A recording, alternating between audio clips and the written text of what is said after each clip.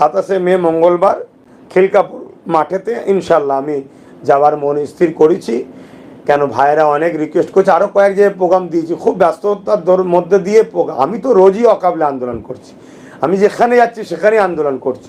তবে আহলে সুন্নাত ওয়াল জামাতের শাখা ইউনিট কমিটি যারা আছে তেনারা তো বারবার আবেদন করছে যে আপনারা যে কাজ দিয়েছেন আমি করেছি, আমরা করেছি, আপনি যদি একটা কোনো প্রোগ্রাম করে আমাদের সাথে একটু সাথ দেন, আমরা আপনাকে যদি পাই বক্তা হিসাবে, আলোচক হিসাবে, আমরা বড় খুশি হব। তো 27 তারিখে আমি আসছি ইনশাল্লাহ। ওই এলাকা যারা কর্মী নেতৃত্ব আছে, ভালোবাসার মানুষ আছে, আপনারা সকলে খিলকাপুর মাঠে আসেন। বা আমাদের 3টে থেকে প্রোগ্রাম শুরু হবে, এই 3টে 3:30 পর থেকেই শুরু হবে। সেই জায়গায় আমরা একত্রিত হব।